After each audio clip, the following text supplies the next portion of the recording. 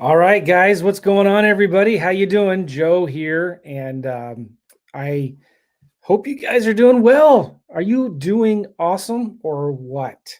Hey, listen, we're going to be having some people join me here in a minute, like my good friend and coaching business partner, Gavin Timms, and I'm going to have my assistant, Dana, on here in a minute as well to kind of help us with the questions. In fact, here comes Gavin right now. Gavin Hey, is in the house. How you doing, Gavin? good. How are you? Oh, your audio's down off. I'll give you a minute to check that out. Welcome. Happy New Year, everybody. Happy New Year. Hope you're doing well. Maybe it's my audio. It's not good. You say something? Can you hear me? Yes, you sound good. All right. Perfect. So hey everyone, what's going on? We're doing a new platform right now than what we normally do. When we do these big coaching calls, we normally here around Zoom or something like that. But Gavin and I are going to be doing it now inside of StreamYard because we want it to go out to Facebook and YouTube, and then we'll send out a replay of this later on, maybe as we go through. But Gavin, you're good. You hear me? Yes, we're Nice. good. So I know you guys can't see it yet, but my studio, I'm setting up my studio. I don't have the big bookshelves over there. I have an empty bookshelf and a fancy light and another light that's going to be my backlight or whatever. But I can't figure out how to turn it all on. So my little light remote thing here is dead. And so I can't use and I got a nice fancy camera with the teleprompter and the monitors and the lights, and I can't use any of it. So I'm on my laptop on my desk right now. So hope you guys are doing well. Listen, the theme for this call that we're doing for y'all is we're going to teach you here real quick how to become ineligible for the stimulus. Who would be interested in learning how to become stimulus ineligible? If you can hear us or see us right now on Facebook and YouTube, type something in the comments. Say hello, give us a thumbs up. And if you are interested in learning how to become ineligible for the stimulus, type something in right now into the comments. We've got guys like Al. What's up, Al? How are you? Willie's in the house. We've got Melissa. Hey, what's up, Melissa? We do a lot of deals with Melissa in Alabama. Our good buddy Sam Hodgett is here in the house. Nice. Glad you guys are here. So Teresa has found us. She says, hey, it was hard to find you, but we're glad you're here. So right now in Facebook, Ryan, yes, ineligible for the stimulus. Graylin's in the house. Yo, what's up? Patricia Knight, where did she go? There, we would, yes. And then Teresa, hello from Maryland. Hey, how you doing? And hey, GM. Who's GM? We're glad you're here anyway.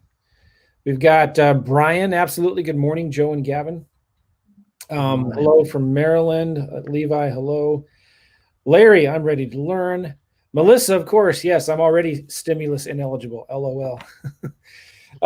So you guys are here in the house. So congratulations. When you post in Facebook and YouTube, we can bring up your comments like Melissa's here. So we want you guys to, and Brian, yes, this thing is working. We're glad you're here. Absolutely, Larry. Oh, GM means good morning. Very cool. Scott, St. Louis in the house. Now listen, guys. Melissa, who was just saying a minute ago that she's already stimulus ineligible, she's saying thanks to you guys, by the way.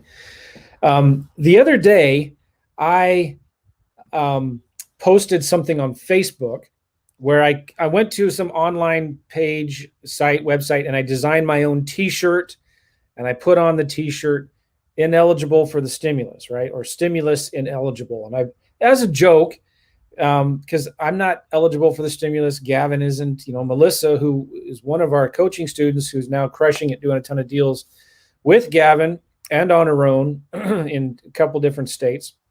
She's not eligible for the stimulus.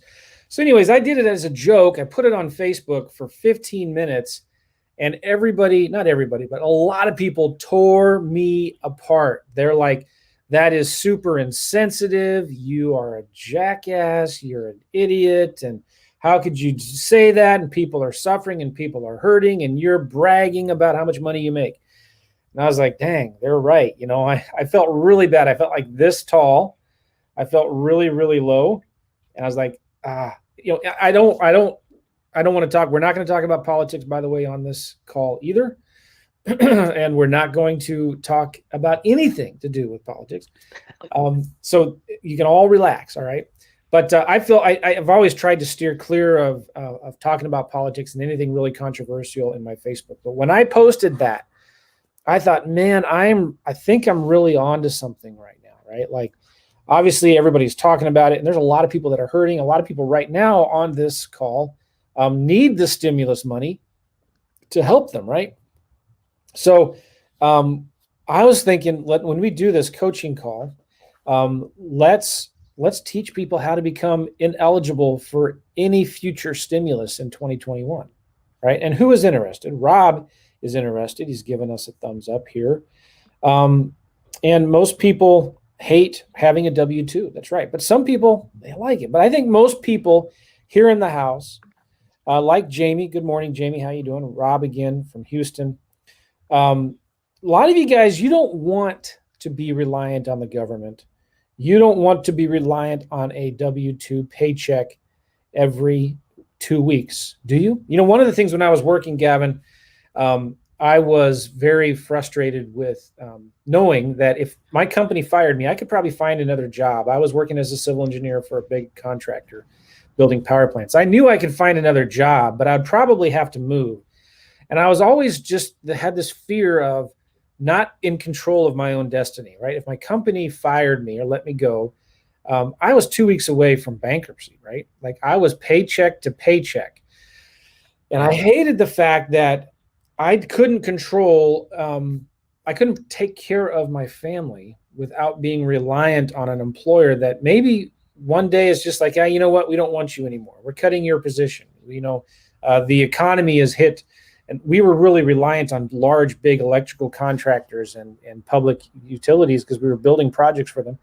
What if they just say, yeah, you know what? We don't need you guys anymore. We're shutting the job down. And I wanted to be more in control. And the harder I worked, I got paid the same every 2 weeks, right? No matter how hard I worked, no matter how much profit I brought to the company, I got paid the same. And if I was lucky, I got a 2 or 3% raise at the end of the year, right? Or maybe a little bonus. Like that is frustrating, right? And I decided it's not safe to have a job and to invest in a retirement, like a 401k, I mean, and rely on the employer to help you fund your retirement. Like that is the most unsafe thing that if you could think you can rely on an employer or a 401k or the government with the stimulus checks here to keep you and your family afloat, you're in big trouble, right? So like Al right here says, I'm tired of the just over broke system. That's right. That's what a job is, just over broke. And I love Patricia. She says, I would rather help those who need the stimulus, right? And then this one, Larry, I'm retired. Thank you for the SS upgrade. So I don't want to knock people. Let me just be super clear. I don't want to knock people that have received the stimulus already. That's awesome. I think, there's some people that really, really need it. There's a lot of you guys that don't need it and you still got it, but whatever, right? Let's figure out on this call how to become ineligible for the stimulus. If you're here, you're interested in learning how to flip real estate, how to do wholesaling, how to do lease options, subject to is creative financing, whatever. We're going to teach you like the right way to do things so that you can focus on how to crush it this year. And by the end of the year, that we're going to give you a marketing plan here in a minute, and then we're going to start answering all of your questions. So Dana is here. Dana is one of our assistants. Dana, I'm just curious, can you see the comments and can you see those? And if Dana can just text me, Dana, in Messenger or something like that. I can't see anything with the system that we're in, Joe. Not that I need to, but. No, but can you? I can see them when I'm in the Facebook group. You can't see them in the StreamYard window? Correct. Yeah, I can't. So maybe only I can. All right. Well, not a big deal. Let me see actually, though, if I can make. Well, Can you see the private chat? I see it from Dana now, yeah. Or whoever just wrote that. Yeah, Dana just wrote. I Okay. can see the private chat, She yes. can see them in Facebook, but not in StreamYard. Okay. Well, that's all right, Dana. You don't have to stick around, because what I was hoping is we could get questions, and so that we could see them like this. Okay. That's all right. So Dana, you don't have to stick around if you don't want. Well, I'll just take care of the questions. All right. So this is what we're going to do, guys. We're going to share some cool things with you just real quick, like what we see working in 2021 and how you can become stimulus ineligible. I'm going to help you I'm going to show you a real simple way to create a marketing plan, because we're going to talk about being brilliant at the basics. It's one of my favorite phrases in this business, being brilliant at the basics and understanding what are the simple things that you need to be focused on, no matter what condition or direction the market is going in. And we're going to help you create a simple little marketing plan that you can fill out and do on your own while we're doing this, okay? And then the next thing is we're going to be just answering a lot of your questions. So a lot of people are already typing things in the Facebooks and the YouTube comments here. If you're just joining us, a lot of people have been joining in late. Please type in hello and tell us where you're from in the Facebook or YouTube comments, because we can see them. And if you have a good question, we can pull them up. Like Keen is asking here, I want to learn how to flip lots. So we're going to answer those kinds of questions. You just type them into Facebook or the YouTube comments. We can see them below, and we will answer them. All right. So Just before we get going here, are you hardwired in? Because you're super blurry. I am hardwired in, but I'm not on my normal camera. Well, you've gone you were good a minute ago, so it's fine. We can still see you there. All right. My apologies.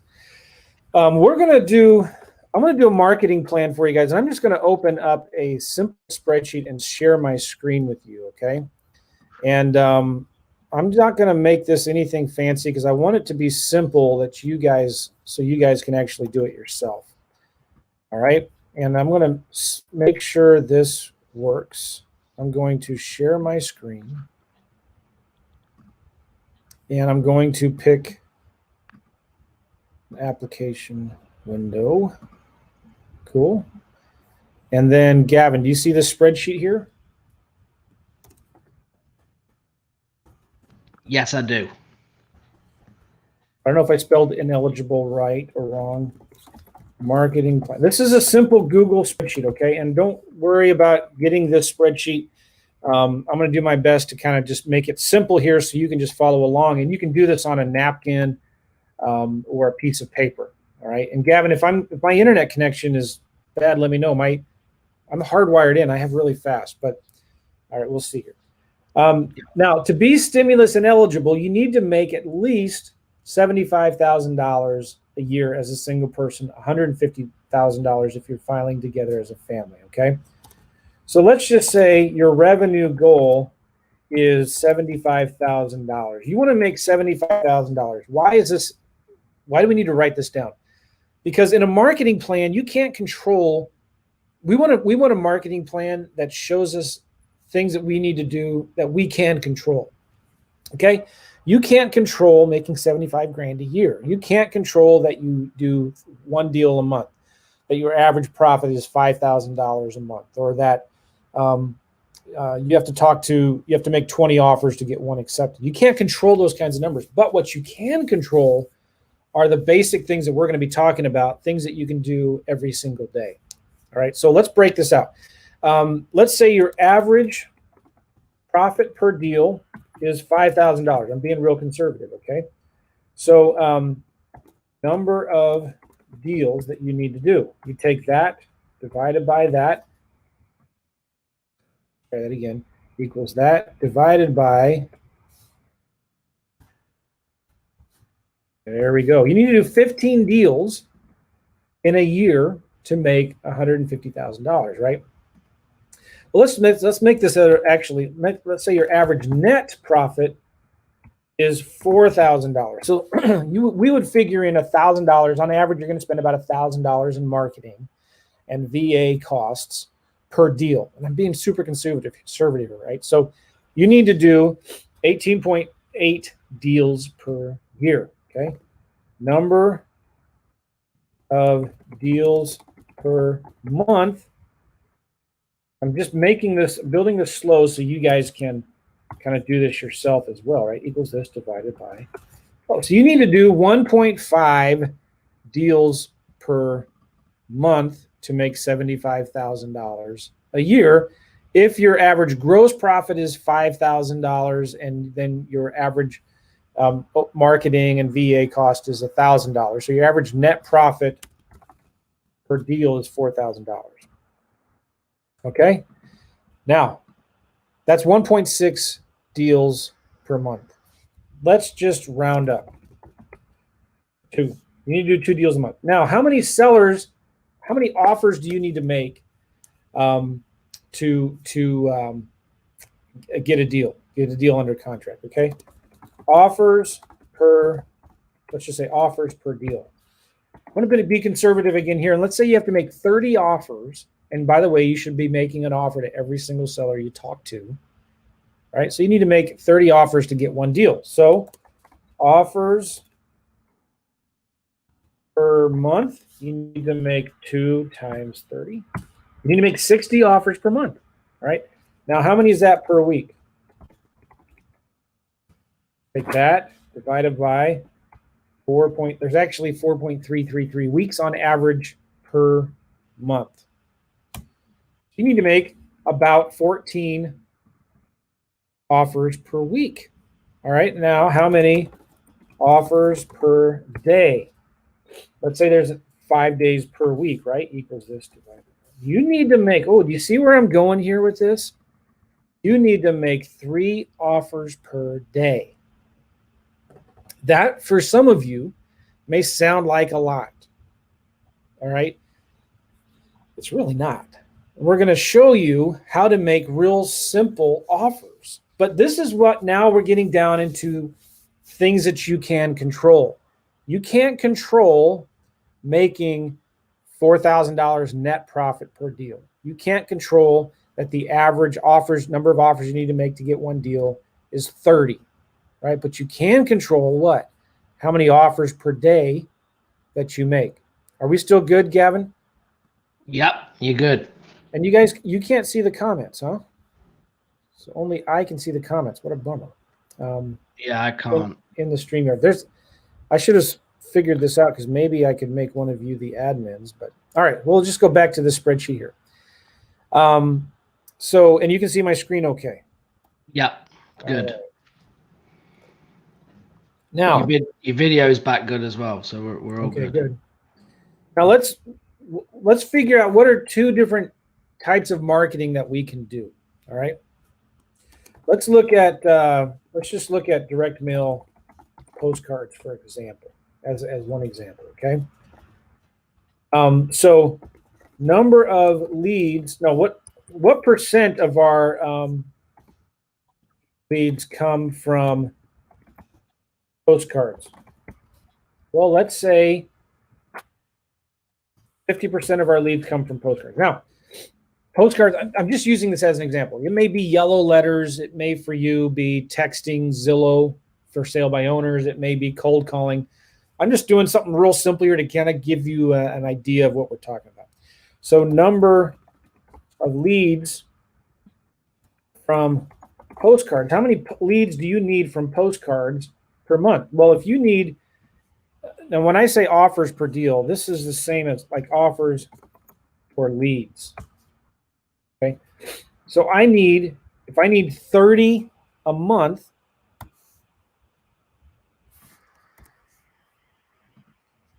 all right, I need equals this times 30. All right, I need 15 leads a month from postcards. Now, if my average response rate from a postcard is 1%, number of postcards per month. How many postcards do I need to send per month to get 15 leads? So I just take 15 divided by 1%.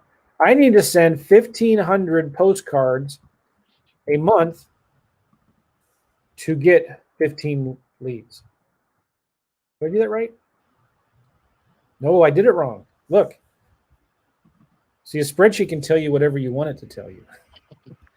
So it's actually 50% times 60. We need 60 leads per month. Okay.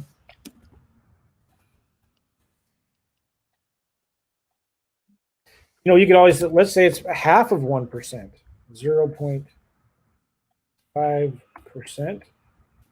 That means you need to send 6,000 postcards a month. Okay. Or equals this divided by 4.323. You need to send 1,385 postcards a week. You see now how we've broken this up into things you can control? Okay, what other kind of marketing could you do?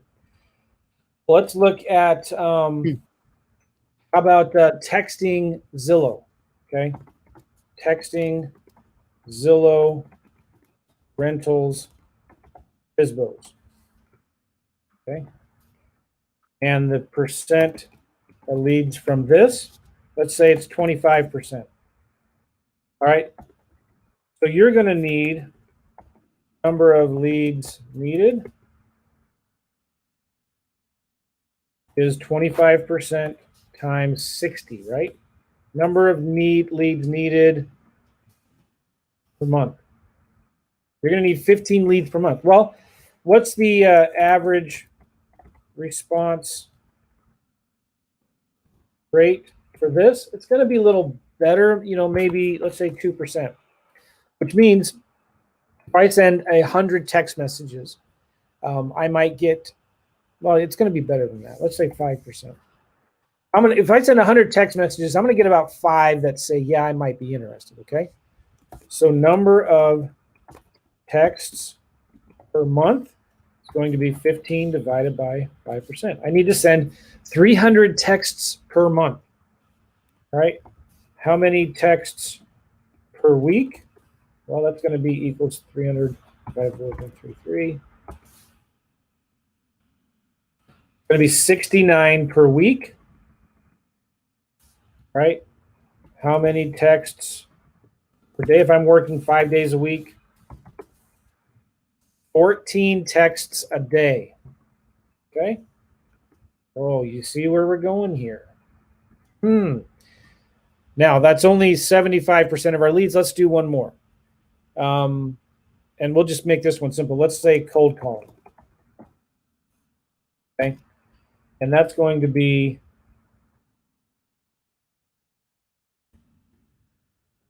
this right there and shrink this a little bit here. So we need 25% times 60. So we need 15 leads. Now, this is going to be a little different. On average, you need to cold call. Gavin, maybe you can help me with the numbers here. You can, if you cold call an average, if a VA cold calls, and we help you all set this up.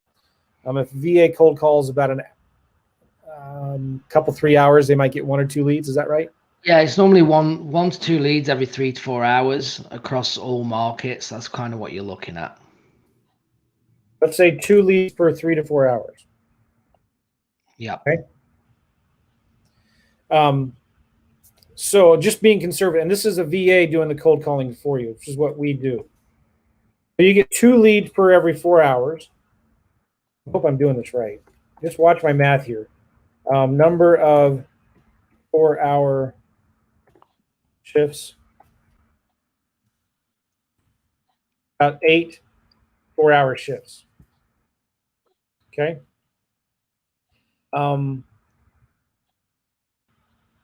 And so how many, that's 32 hours a month. 32 hours a month. Oh, let's do this. Hours per month cold calling VA is going to be equals 8 times 4, 30. How did that get here? It's going to be 32. Okay. Hours per week cold calling VA equals this divided by 4. All right, so that's kind of it, right?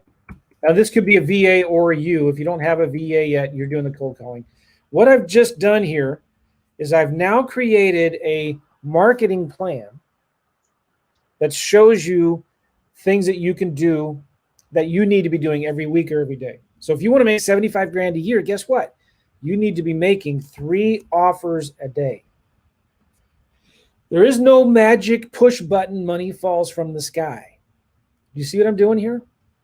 I tried to do this. I already have this spreadsheet kind of made in some of my courses. I could have just given you the spreadsheet, but I wanted to build it for you so you could see how these numbers kind of work. And you can do this on a napkin or a piece of paper just with a calculator. You need to figure out, guys, how many offers do you need to make a day to make your goal of 75 grand a year to become stimulus ineligible? So you need to talk to at least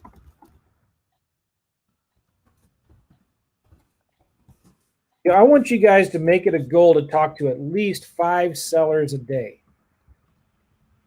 and make at least 3 offers to those 5 sellers you talk to. You might talk to a seller that tells you to jump off a cliff and die, or if you ever call me again, I'm going to kill you or whatever, like what some people were telling me when I did my stimulus ineligible shirt.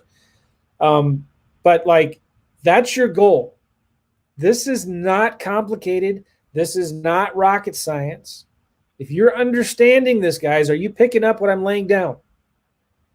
Are you smelling what I'm stepping in, as one of my former bosses used to say? Like, this is it. There's no magic rocket science formula. There's no red pill. This takes work. You've got to talk to sellers every single day. And you need to be making offers to every single seller you talk to. So if you want to go ahead, Gavin. Yeah. No, I was just going to say, for everyone watching as well, like when Joe's built the numbers on the spreadsheet, it might kind of like stress you out. The goal is 5 sellers a day and 3 offers a day. So if you're going to take anything, from this, is obviously you're going to build a marketing plan to understand when you have a plan, you can now take action on that plan. So once you have the plan in place of what marketing you're doing to get the leads in, you're looking to try and get an average of 5 a day if you can handle that many. Now, some people in jobs, right, if you're working long hours, you might not be able to do 5 a day, but at least get 3 a day in and making 3 offers a day. And what's going to happen over a period of time, 15 offers a week, 60 offers a month, you're going to start doing deals, right? And after month 30, I might be jumping ahead here, the follow-up will kick in, which is then the most important thing. So on your scorecard or on your daily activity, you will then have on day 31, let's say there's 30 days in the month, on day 31, you're now going to have your 3 or 5 new seller leads plus your 3 follow-up offers that you need to follow up on. And as a rule of thumb, if you start doing that follow-up over a period of time, that's how then you're going to start going from 1 deal a month to going to 3 to 4 deals a month over a period of time. Yes. So I'm going to show you real quick here. I have a scorecard. This is a scorecard that we give to all of our students, and we work them with this. We help them come up with a marketing plan. We've helped them figure out the places where they're going to scrape the information from Zillow. We help them figure out their top zip codes, which this sheet doesn't have. But then this is what we give them here. This is a scorecard. And this comes from the marketing plan. But this is a simpler version of it. But like, if your monthly revenue goal is $10,000 a month and your average profit per deal is $4,000 per deal, average number of leads per deal is 30. So you need 3.5 leads per day. And this is where the money is. Writing down the thing that you're going to be doing. Okay. I'm going to just make this a little simpler there. Okay. What is your daily? You need to track your numbers.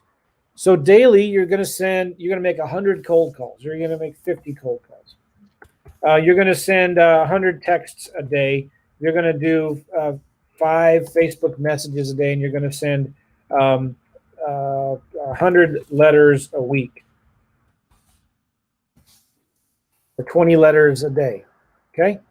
Now you start tracking your numbers every single week, every single day, however you want to do it in your spreadsheet. You're going to start tracking the number of the dials you made, the texts you sent, the postcards, the Facebook messages you sent, and things like that. You're going to start tracking your numbers here. And guess what? Guys, you're not going to see a whole lot of traction your first 3 or 4 weeks. You'll be tracking in your numbers of the sellers you're talking to, the number of offers that you make. But guess what? This follow-up column right here is blank. There's row, there's no follow-up because you typically follow up on every 30 days, right? Where the power of this comes from, guys, is the follow-up, because 90% of your deals come from follow-up. So on week 5, you're going to start following up with all of the offers you made on week 1. All the sellers you talked to and offers you made on week 1. On week 6, you're going to start following up with all of the sellers you talked to in week 2. But guess what happens?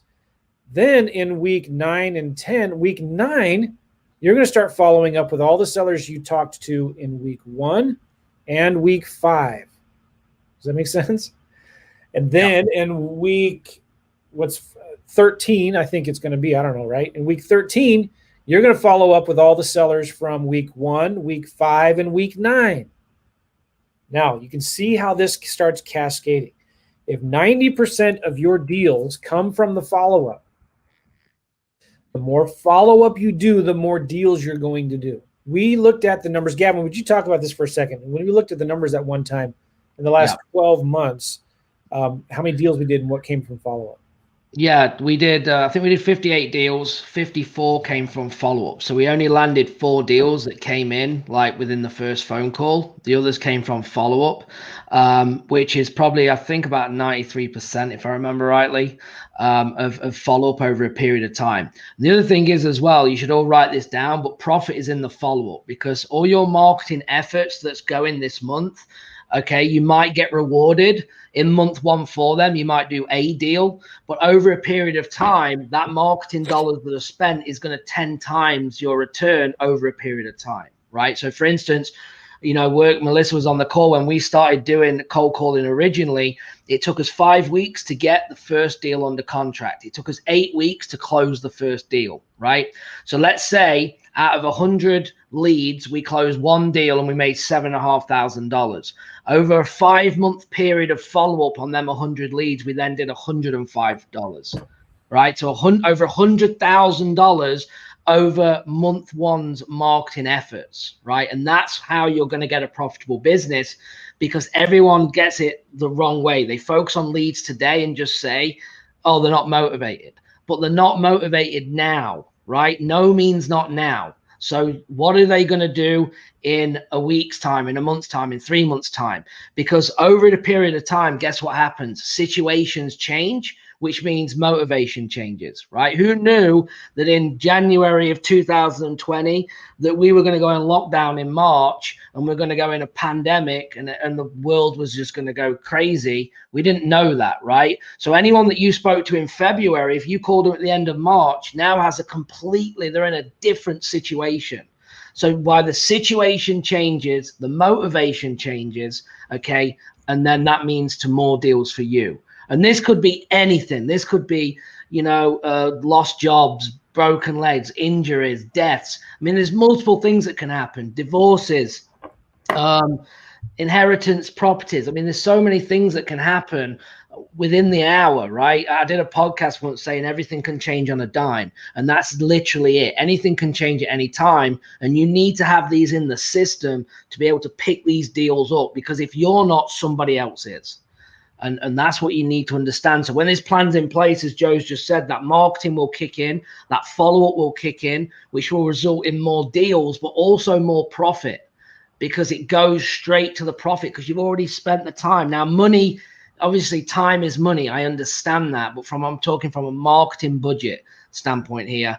It is profit, and that's how you're then going to actually build a business that's successful. So some people might be on here that just wants to do 1 deal a year. Cool. Someone might want to do 5 deals a year. But if you want to do 4 or 5 plus a month, it's going to be, you have to have it in the follow-up. You have to have a good system to be able to do it. I don't know any wholesaler across the country, unless you can tell me, that works on their own, that doesn't have a system or a team that does any more than probably 2 or 3, 4 deals a month. You just aren't going to find it. And if they are doing it, they're working 70, 80 hours a week, 100%. Well, and this is the key to this, guys. You may look at this and think, oh man, this is overwhelming. Like, I have to send 700 postcards a week, 15 texts a day, and make 8 hours of cold calling a week. Or, I've got to send whatever your daily, weekly numbers are. This is what we want to tell you to do. You need to get somebody else to do this for you, in spite of you, as soon as possible. Now, with the right systems, the right VAs, that's easy. It's not that hard to do.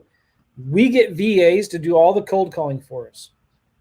What do we pay our VAs on average in the Philippines to do our cold calling, Gavin? $5 an hour. $5 an hour. Do they have good English? Yes. Yeah, People they don't did. believe us. Put it this way. I mean, they bring in, for our business, they bring in the VAs bring in over $500,000 a year, okay, in gross profits from their cold calling on, right? Which is insane. We're talking people that are $5 an hour, but we also treat them just like the normal people, the part of the team. And if you can get them working with the right training, it can just do huge things for the business. Listen, and when we're talking about as well here, like texts and postcards and letters, are we talking about like you writing these letters yourself and sticking envelopes, or handwriting envelopes and sticking stamps? Are we talking about you doing postcards yourself or sending text messages yourself? No. All of this marketing, guys, you need to get somebody else to do it for you. It could be a VA doing the cold calling. It could be just as simple as going into REI Simple, my CRM, and just clicking 25 buttons, just click, click, click, click, click, and in 5 seconds, send 25 text messages out. Or just using one of our mail houses to send the postcards and letters for you, right?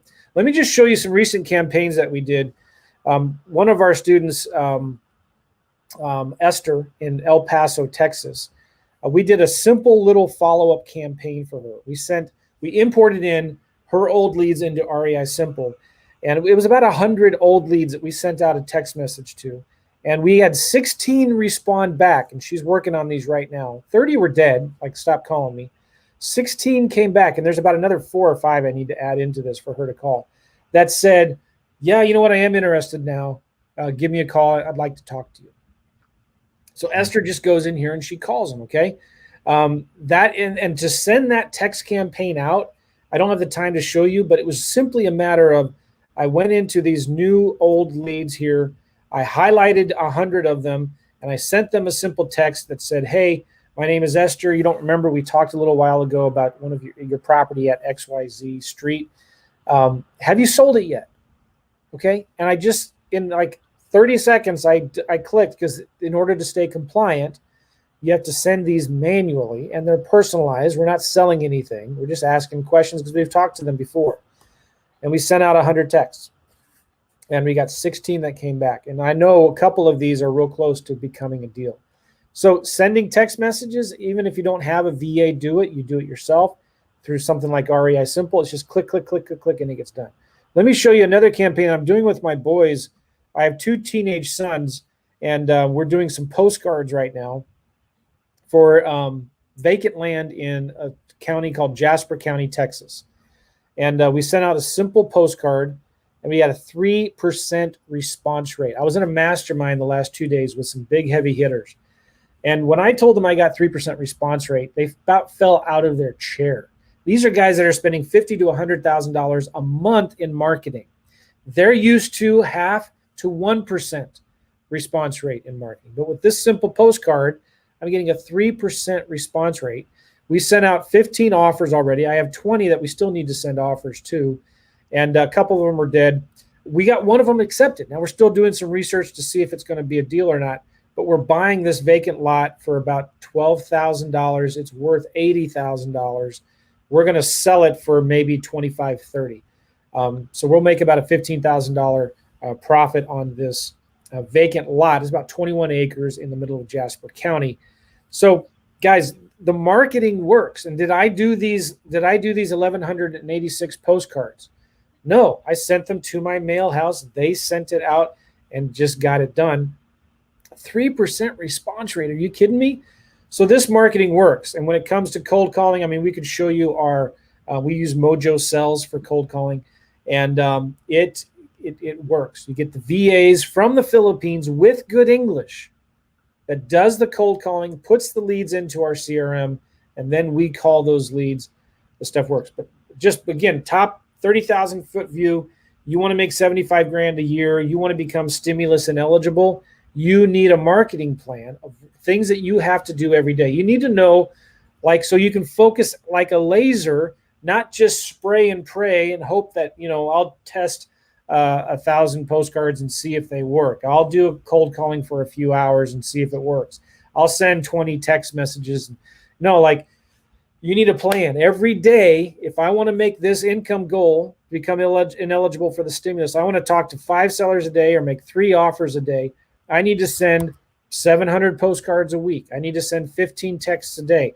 I need to have a VA, 2 hours a day doing cold calls or 8 hours a week.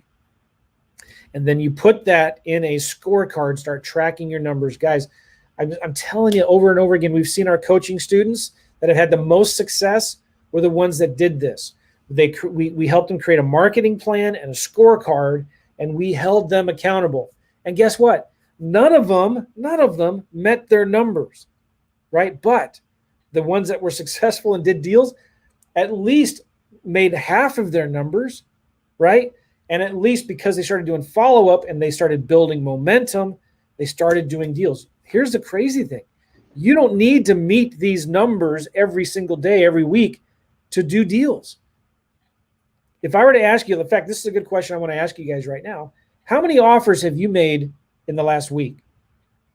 Type it into Facebook or YouTube. And, some of you everybody's going to see it, but like, just be honest. How many offers have you made in the last week? Here's the cool thing, guys. Type it into Facebook and YouTube right now. Type it in the comments. How many offers did you make in the last week? Here's the great thing, though. This is exciting. Even if you don't make your numbers here, okay, you will still do deals. Most of you, if you're struggling and you're just getting started or whatever, wherever you're at, you're not making enough offers. Even if you make 1 or 2 offers a week, even if you just doubled that to 2 or 3 or 4 offers a week, how much more money can you do? Here's the point I'm trying to make, guys. And write this down. This is a writer downer. Your speed to income is directly proportional to the number of offers that you make. Your speed to income is directly proportional to the number of offers that you make. So if you want to succeed in 2021, you need to make a lot of offers. What we're talking about here, guys, is just simple, brilliant at the basics stuff. You need to be brilliant at the basics, which is do the marketing, talk to sellers, make offers. That's it. And then do follow-up. 4 things. Yeah. That's all this business comes down to. Yeah. You want to say something to that? And that goes for every type of strategy across anything to do with real estate. It's them 4 things, as Joe just said, just to, call them back out, is, your marketing to get leads coming in. Then you're going to, number 2 is talk to the sellers. You're going to find out their situation and motivation. You're trying to get the price, the timeline, and the condition. Okay, then you're going to make offers. You're going to make maybe multiple offers, which we're going to talk about here in a minute.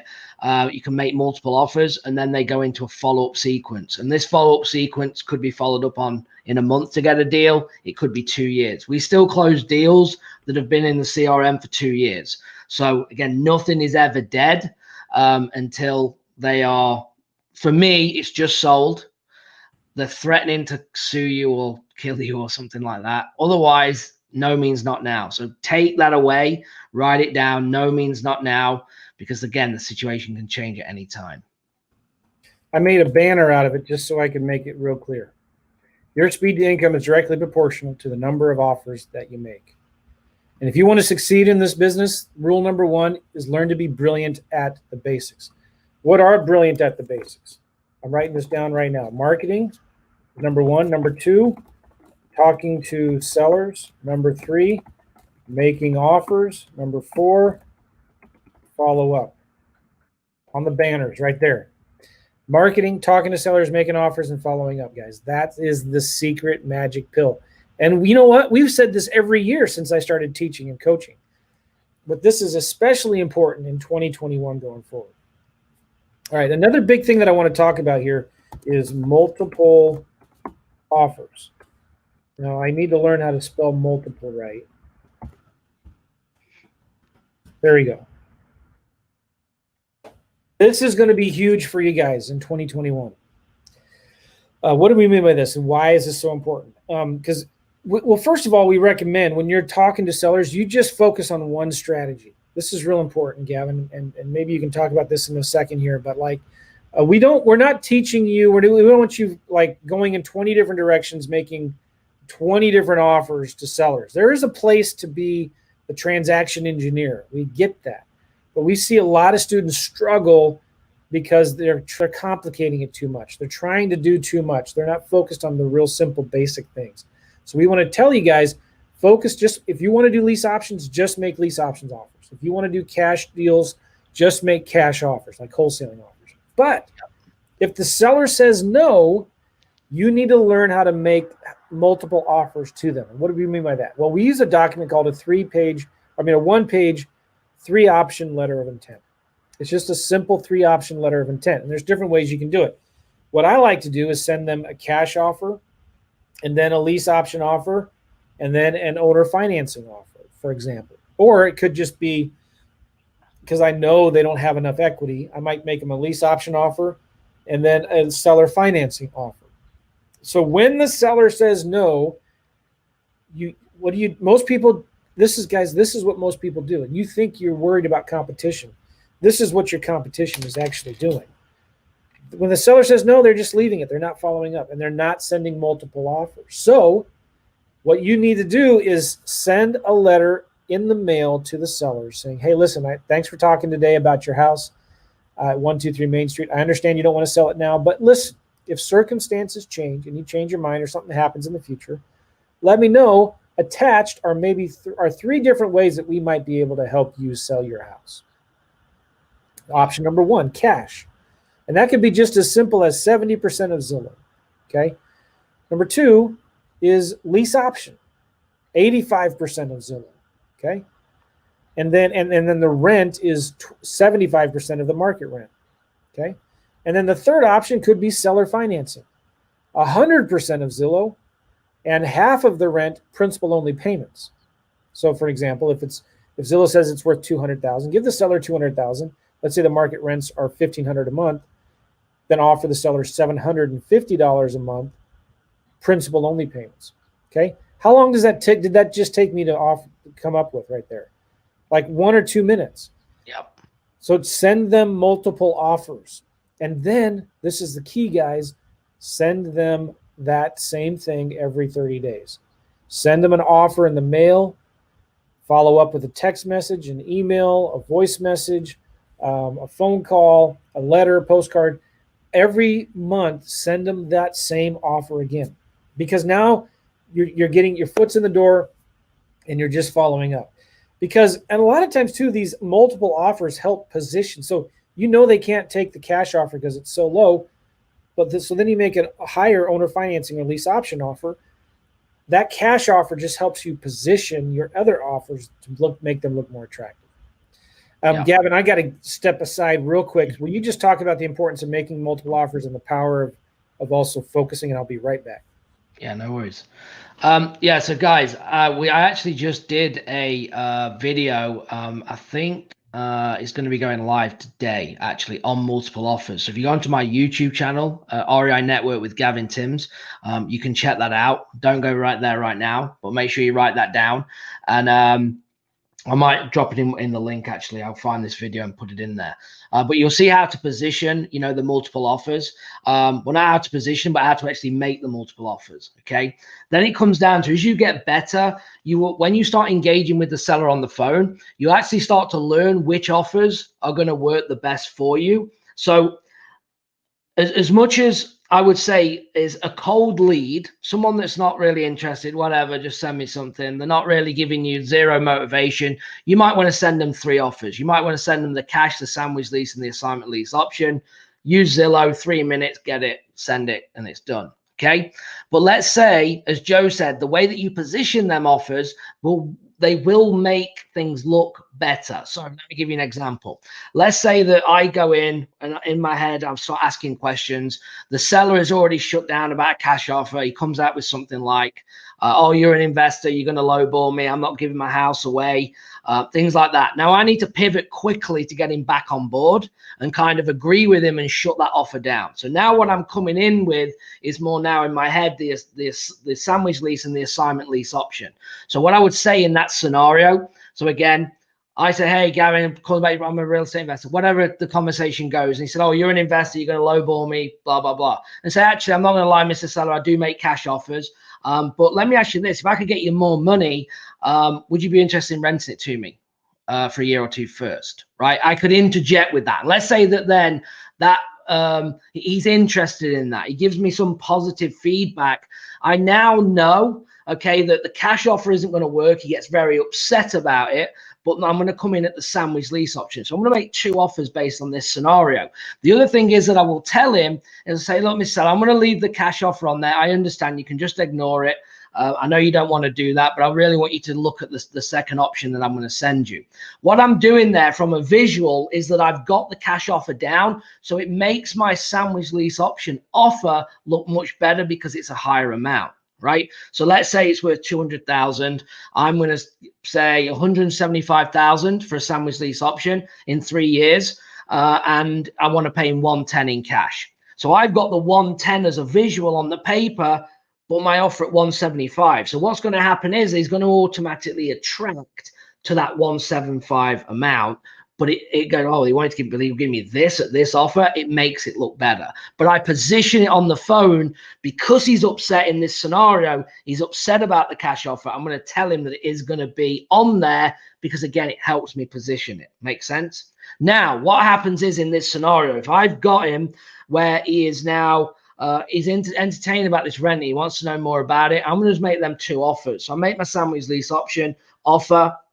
We get back on the phone to discuss, and all of a sudden it doesn't work, and I need to now know why. Well, I want more money. I like the idea of it. I like the concept of it, but I need more money. Okay. So this is now where I've given myself a gap to now transition into the assignment lease option because it's not on the paper yet. So this is when you learn how to position these offers, right? So I've made an offer, 175 in 3 years. I'm not going to give all the other stuff, but on a visual, and I made 110 cash. He's not happy with the cash. We've gone to the 175. Now our hold up is he quite likes the concept, but he wants more money. So this is now while I'm on the phone, I'm now going to slide into a transition into the assignment lease option by one question. So I say, okay, Mr. Seller, if I could get you more money and more money in rent, whatever his objection is, what would you want to do then? And if the answer is, well, I'd do it, well, now I've just got myself an assignment lease option. Okay, because the objection was just the price. So I can go, okay, well, look, I might be able to get you 195.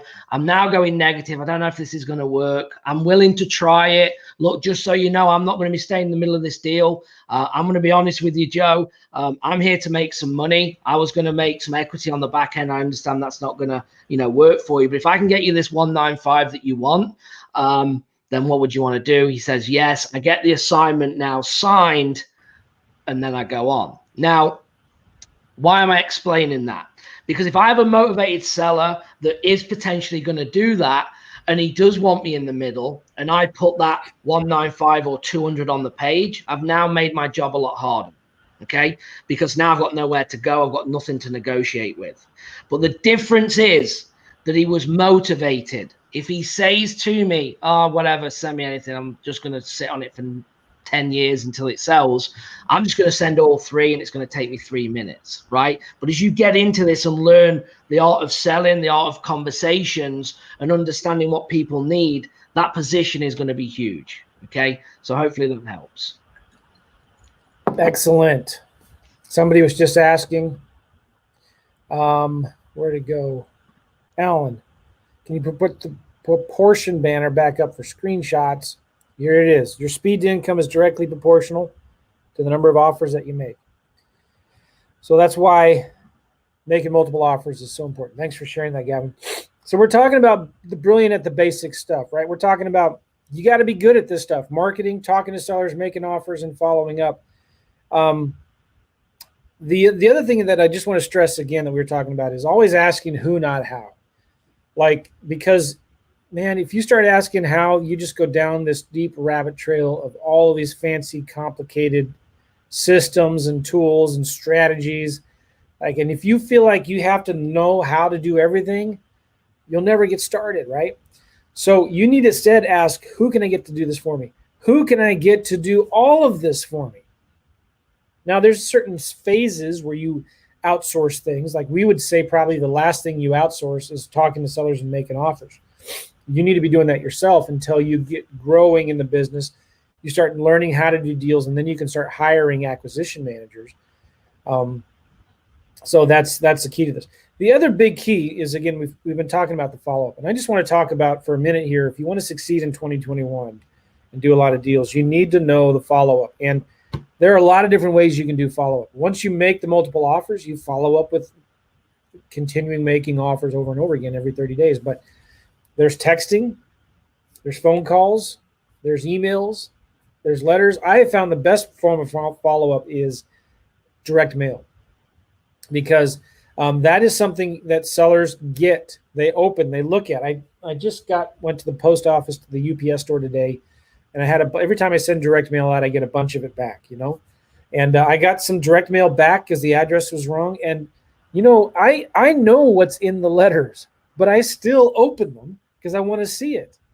I want to see what's in the letter. So sellers read your letters. Sometimes when you get a call, they'll ignore it because they don't recognize the number. When you send a text, they'll I'll look at that later, or they'll delete it, or the carriers will block it. But when you send direct mail, it's like, oh, I need to see what this is. They'll open it. They may open it over the circular file, the trash can, but at least they're going to look at it. And so the direct mail is very important when it comes to follow up. Like an email, that's going to get lost. It's going to go into spam. They may see it and say, oh, I'll look at it later. This is why, again, when it comes to sending offers to sellers, you shouldn't just email them an offer. You should send it in the physical mail, because then they open it, they look at it, and they're like, you know what? They might put it in the junk drawer to look at later. I remember one time when I was first getting started, one of my good friends was telling me the story, and it really stuck with me because I thought, oh, this is the power of sending written offers to sellers. Excuse me. What we're talking about is not leaving one lead left behind. No lead left behind. Write that down. But anyways, what happened was he sent an offer to a seller and said to her, ma'am, it was nice talking to you today about your house. Listen, I understand you don't want to sell right now, but if circumstances change, please keep this letter for future reference. And he attached an offer to the letter. All right. But he sent it in the physical mail. Well, it was an elderly lady, and she kept this letter. Because the guy said to keep it. So some people, when you just have to tell them that, keep this letter for future reference. She kept it in the files. About 2 or 3 years later, he got a phone call. And they said, this is so-and-so from the estate of so-and-so. And are you still interested in buying our house? And he's like, well, I don't remember. What house are you talking about?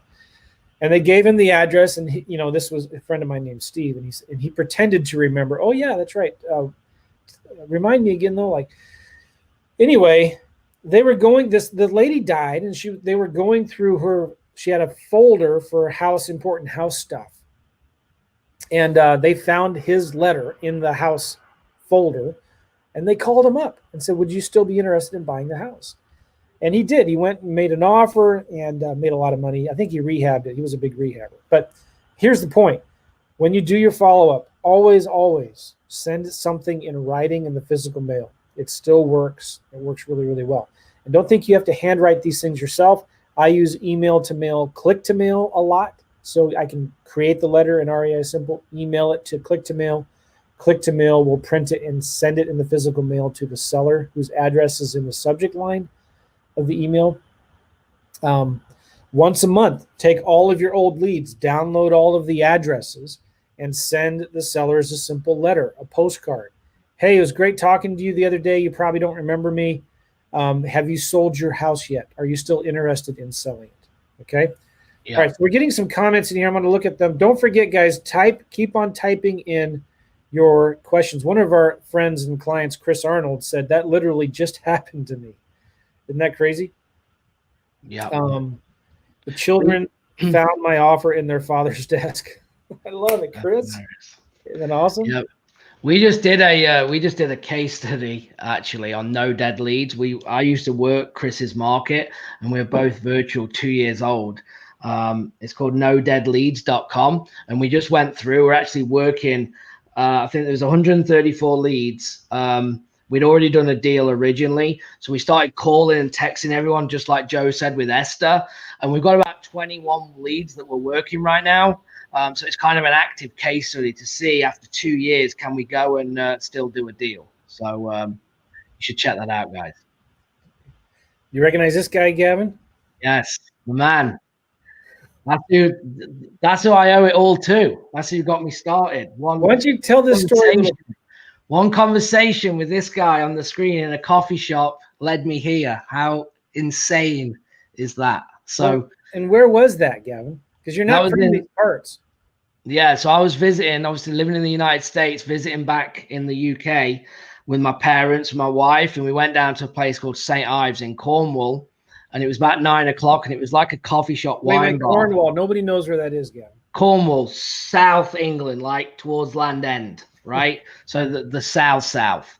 And we were on vacation there with my parents for a week, and he was there for a wedding, and we happened to be sitting next to him and his wife and another couple in a coffee shop, kind of wine bar. And what stuck as a conversation literally was, my wife thought he was from South Africa. He's actually from Ireland. And I interrupted it because she was right. She was having none of it. So we started having a conversation, and from that I got into real estate. I mean, it was insane. So yeah, without going over the full story, but that's kind of what happened.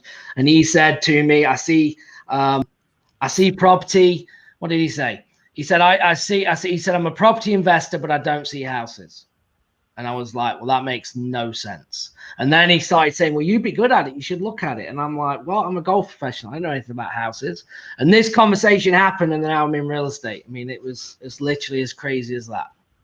And it's awesome because I met Ian when I was doing a workshop in Spain. We did 2 or 3 of those workshops in Spain. Yeah. And that's how I met Gavin. And crazy. We've been working together 4 or 5 years now. 5. Yep. 5. Wow. Okay. So guys, you're typing in some good questions. Marlon asked a question here. We'll get to that in a minute. Tony asked a question here. Could you go off of the 3 offer formula again, Joe? Yes, we will do that. Just want to talk about a few more other things real quick here that we're seeing is important. In addition to the follow-up, virtual deals, small towns, related to what Gavin was just saying. Here he is in England, met a guy named Ian, who's in England doing deals virtually without seeing them. Especially now, guys, listen. I was in a mastermind all day yesterday and Monday for the last 2 days. But again, high-level guys doing a lot of deals, spending 50 to 100 grand a month on marketing, and paying $65 per just to get a click from a Google ad. That's not even a lead, that's a click, which is crazy expensive, right? Well, anyway, and they're all saying the same thing, and these guys are in big, expensive, competitive markets, and it's like you can do deals in competitive markets. You're just going to have to be prepared to spend a lot more money, but the profits are a lot bigger as well. So there's a lot of good things about that. But they're all saying the same thing. It's getting harder and harder to do deals in these big competitive markets. And especially, I mean, the deals that they were closing in December, because November, December's were big months.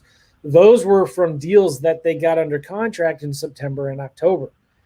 A lot of people said the same thing. We're starting to see a slowdown in November and December, a slowdown in the leads coming in, probably because of the election and the uncertainty and all the crazy things that have been going on lately. But here's the thing, guys. You need to start looking at doing deals virtually in small towns. There is so much opportunity and very little to no competition in small towns. And I say this all the time. In fact, maybe I should just show you an example. Let's go to Redfin and Zillow. Somebody type into the comments in YouTube or Facebook right now, a market. A city or a market. And I'm going to pick one of the first ones that I see here. Type it into YouTube or Facebook, a city or a market that you're in. And I'm going to pull up some stuff inside of Zillow and Redfin. And I want to show you what I mean by virtual deals, small towns. I mean, you know, when you're just getting started, you think that you have to go see the house, you have to go visit the seller and walk through the house. It's how do you do virtual deals? That sounds too hard or complicated or scary to do. Lake Charles, Lake City, Florida. Let's do Lake City, Florida. This is from Larry. All right. I don't know where Lake City, Florida is, but let me share my screen here. Lake City, Florida from Zillow. And let me do one other thing here.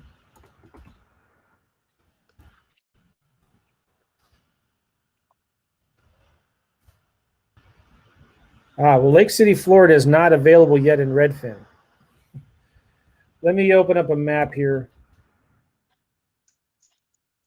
Hold on, guys. Let me share my screen.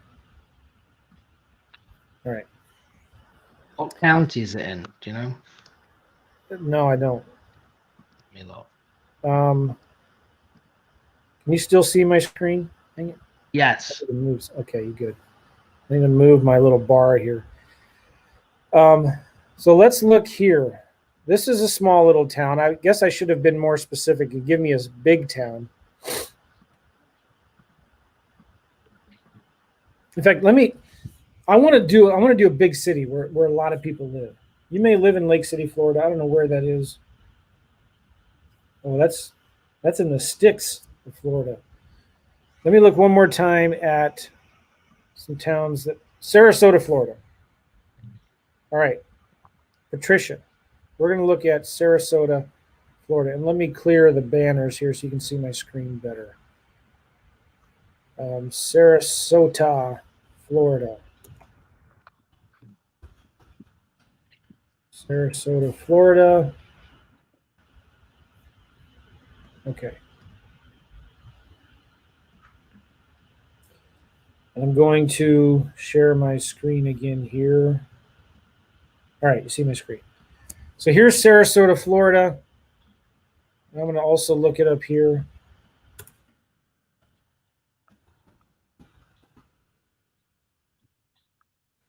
Sarasota, Florida is not a huge market, but it's near the Tampa, St. Pete area.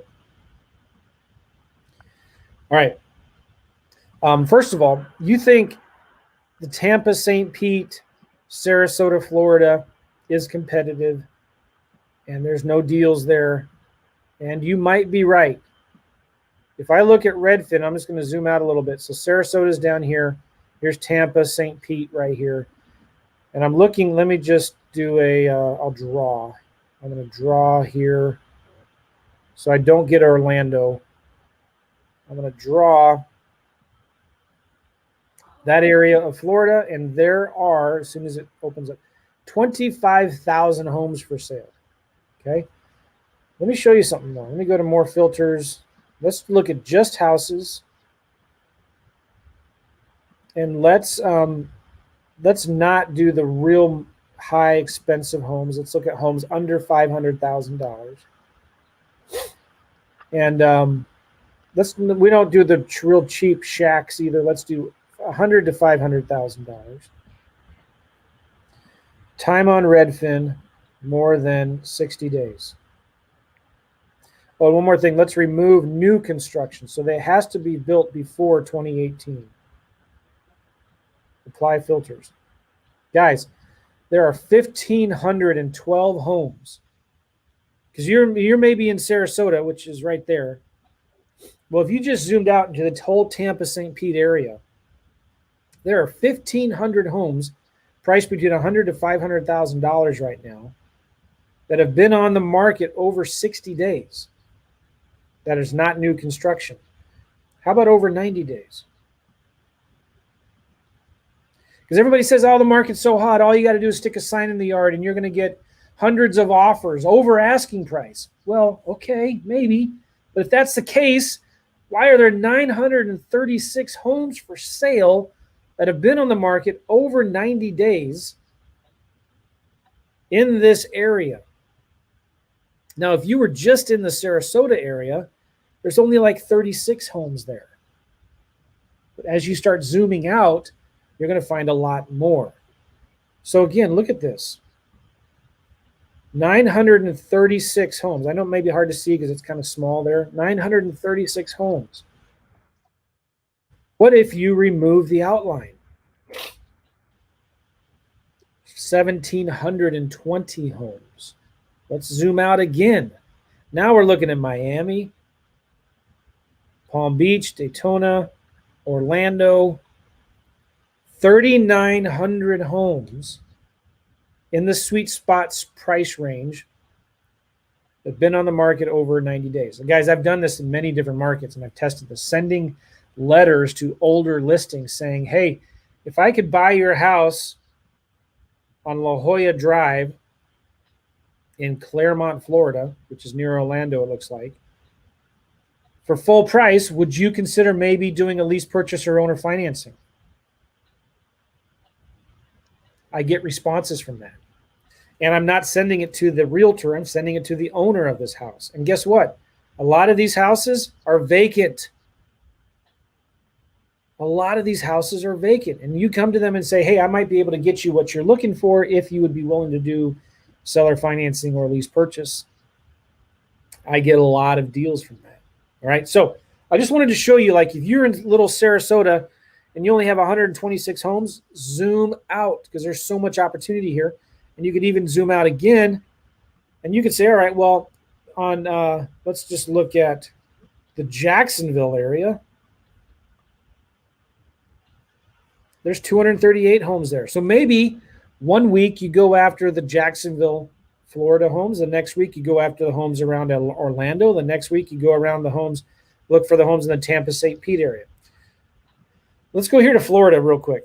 And let's say we're doing the for sale by owner method where we're just looking for FSBOs. There's none in Sarasota, Florida. If I'm doing this right, there's no FSBOs in Sarasota, Florida. Just check your that you reset your Let me remove boundary. Oh, right here. There's 174. I always forget. This is a new thing in Zillow, in case you didn't know and you're freaking out. Like, because if you're here looking for sale by owner, you're going to see 0 listings. Well, it's 0 agent listings. When you click on other listings, there you go. Okay. And again, let's remove the real super high expensive homes.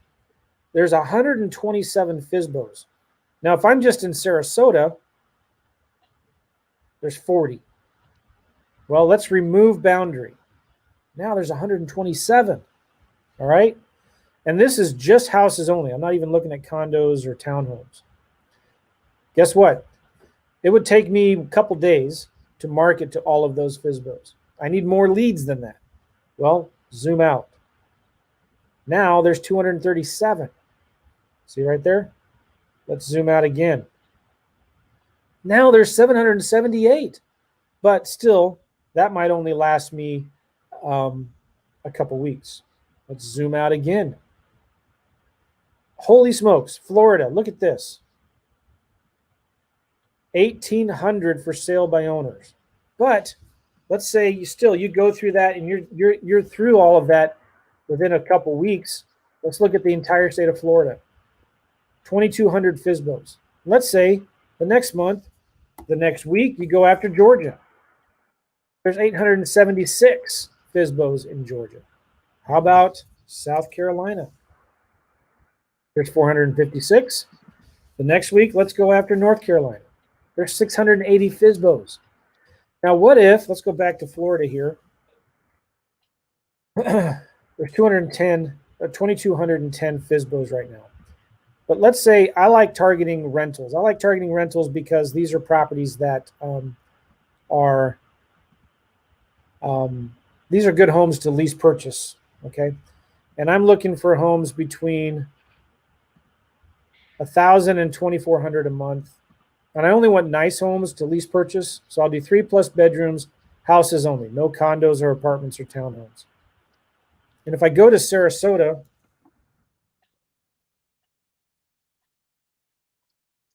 only 40 properties there that meet their criteria. Well, let me remove boundary. Now there's 150. We'll zoom out. Now there's 350. Zoom out again. 1,500. Zoom out again. Now this looks like a condo or duplex or something like that. But let's say $1,000 crappy junk houses. All right, let's do 1,200. 3,100. Let me zoom out again. 4,000. Let's just look at Florida only. 3,900. And let's look at Georgia. 1,900. Let's look at Alabama. 547. How about Mississippi? Is it MS or MI? Yeah, MS. MS. MI is Michigan. Okay. Thank you. That's embarrassing. C of South Carolina, 556. Here's the thing, guys, what I'm trying to say. There is so much opportunity outside of your backyard. So 1 week, go after Florida. The next week, go after Alabama. The next one, Georgia. The next one, South Carolina. And then rotate back. Florida, Alabama, Georgia. Guys, if you just picked 3 different markets, and don't be afraid of the small towns, you can crush it. You can do a lot of deals. All right, let me show you one other thing I like to look at. If I am, this is a website called worldpopulationreview.com/states. worldpopulationreview.com/states. Now, what I like about this is I can pick a state like Florida. I can scroll down here. And this is a Florida population density by county. You can see this is Sarasota County. The population density is pretty big, right? But look at the growth. It's 16. The growth is right here in this area right here, okay? The growth in Sarasota County is 16%. But, you know, housing prices there are probably pretty expensive. What about this county right here, DeSoto? There's only 38,000, but look at their growth, 10.5% in the last 10 years. What about this county, Highlands County? They have 107,000 people there. They're still growing 9%. What about this county down here, Collier County? Here's the thing I want to say, guys. If you're just going after Sarasota County, you're going to struggle. If you're going after Pinellas County and Hillsborough County, there's tons of competition there. Start looking out in other counties, Charlotte County, Highlands County, DeSoto, Hardy, Glades, Hendry, Collier. Like, what if this county right here, Highlands County? Let's look at something. I'm going to go to propstreamjoe.com. propstreamjoe.com. And let's say I wanted to do a cold call campaign in Highlands County. How much competition do you think is going on there right now in Highlands County? Let's look at Highlands County, Florida. What is there? How much? A couple small towns and some lakes. Okay. Let's Highlands County, Florida. There's 113,000 properties there. Let's go right here to absentee owner. Let's do single families only. And let's do high equity. And they have had to have owned it for at least 5 years. Look at that, guys. There's 5,400 absentee owners. Let's do 10 years. There are 3,600 absentee owners that own single-family homes that have 50% equity or more in a single-family home. Or you say, yeah, great, but are any investors even buying properties out there? Well, let's look. Let's see how many investors have bought a property there in the last year. And let's do corporate only. So, all right, so this is corporate only, single family. They've owned it less than a year, include unknown sale dates. There we go. So here are 530 different properties that have been purchased by an absentee owner. And we could even go as far as say the owner is out of state. And let's do, doesn't matter here. All right, look at this. And let's exclude inter-family transfers. That excludes divorces. And let's exclude in unknown sale dates. Yeah, unknown sale dates. So in the last year, there's 174 different absentee owners from outside of Florida, or 174 different properties that have been purchased by investors outside of Florida in Highlands County. All right. So if you get one of these properties under contract, you can skip trace, call, send letters to these owners and say, hey, are you looking for another property in the area? Look, these are investment properties. All right. Does that make sense what I'm saying? Just real quick, I showed you, if you're going to go after, if you lived in Sarasota, Florida, look at Highlands County. Okay. Pull a list of 5,000 absentee owners that have owned their house over 5 years or 10 years that have at least 50% equity. Skip trace that list, cold call them, get some deals under contract, and sell it to these people right here. Does that make sense? This investor on Cornell, someone who bought it from New Mexico, Alan Mitchell, bought this property from Las Cruces, New Mexico.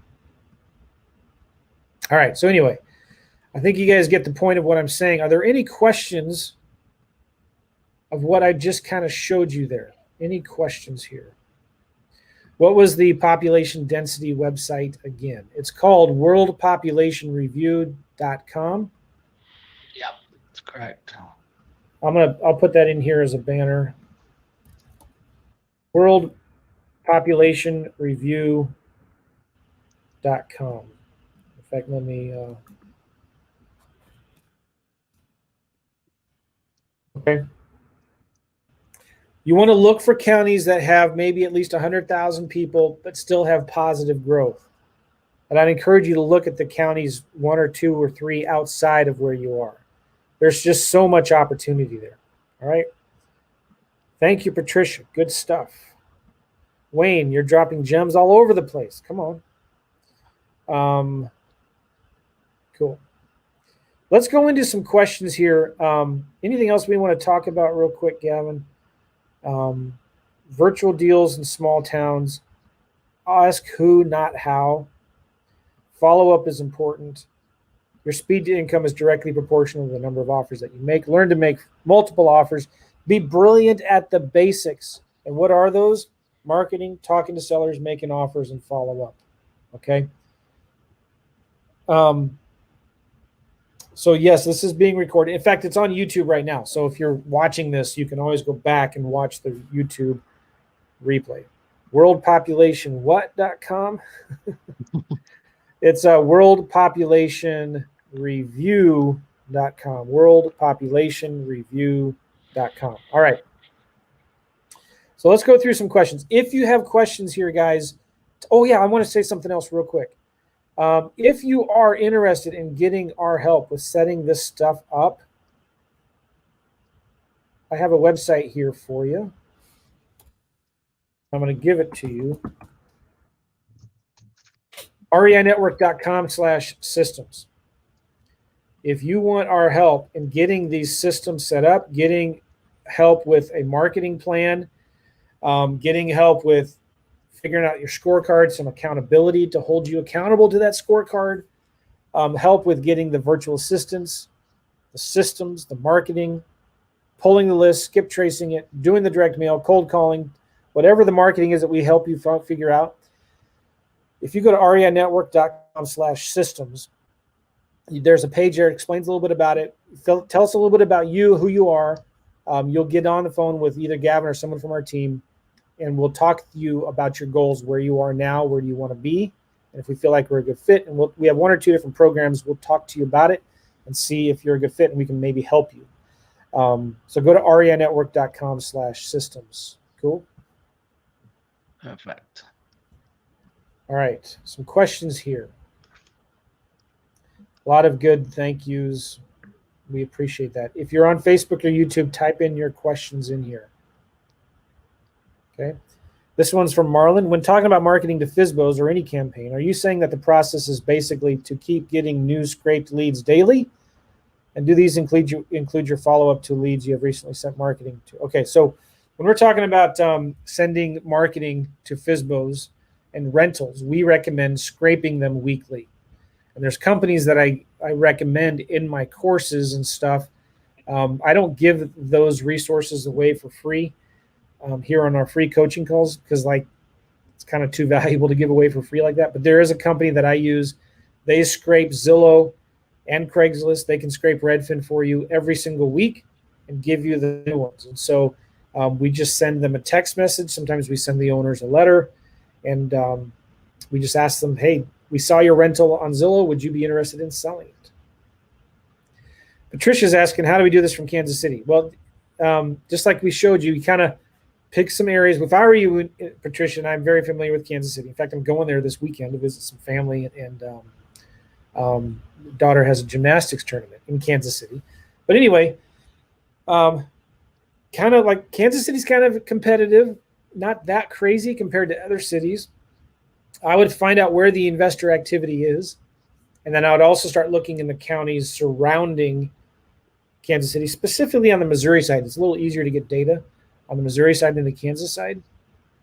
But it's consistent. It's the basic stuff, right?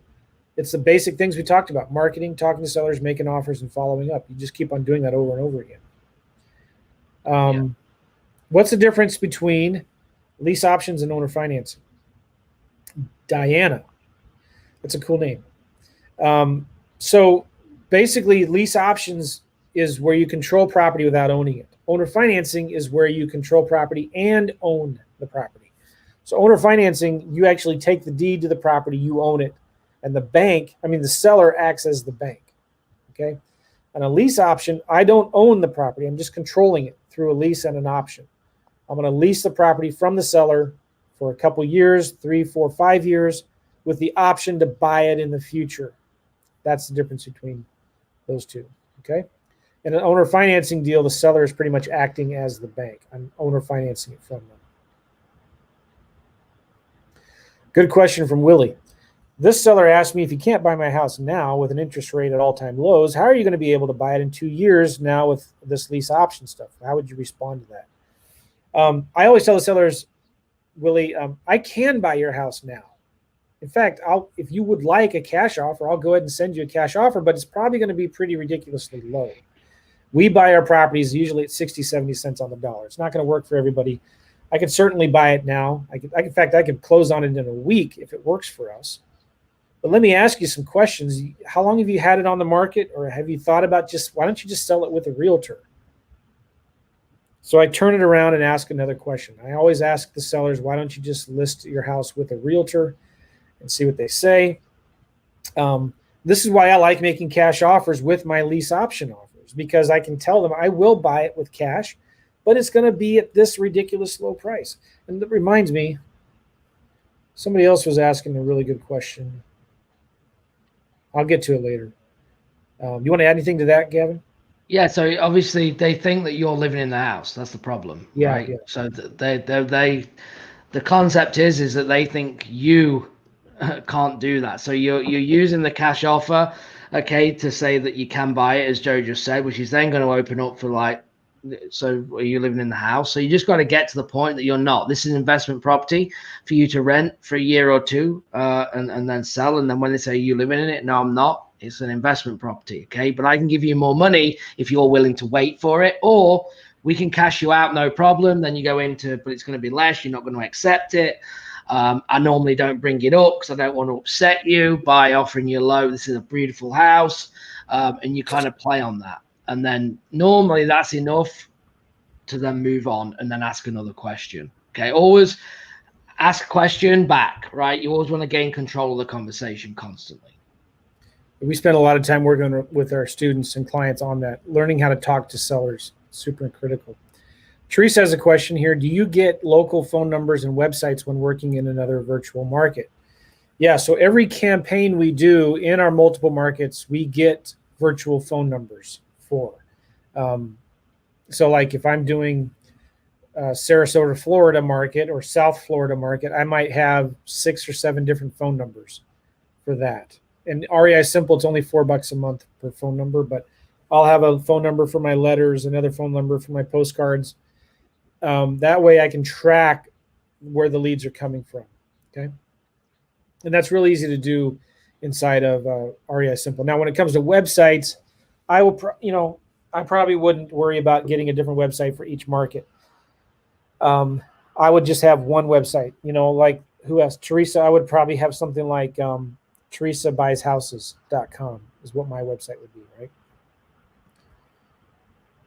Okay. Yeah, this is real good. Mike says, we put at the bottom footer of postcards and letters, if you are not interested in selling now, please keep this document with your house papers for future reference. Really, really good. Yeah. Larry is saying, how can you position your offers as a realtor? So Larry, are you saying like you are a realtor and you want to present your offers? Not sure like what you mean by that, like, or if the offer is you're presenting the offer to a realtor. Anyway, if you're a realtor, you have to disclose that you're an agent always. And so you'll say, listen, I am a realtor, but I'm not looking for a listing. I'm looking to buy a house right now.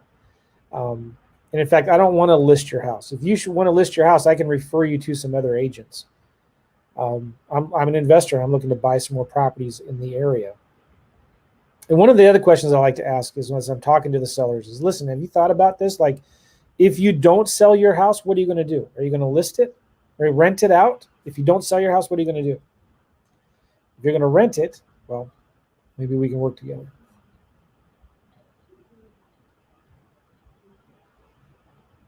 Another similar question from Marlon. I'm a realtor in Kansas City. I'm looking to connect with another realtor leasing agent to do the marketing. Joe, do you co-list or just turn it over to the leasing agent? So when it comes to to lease options, I just hire a leasing agent to find me a tenant buyer. And it doesn't matter if you belong to the same brokerage or not.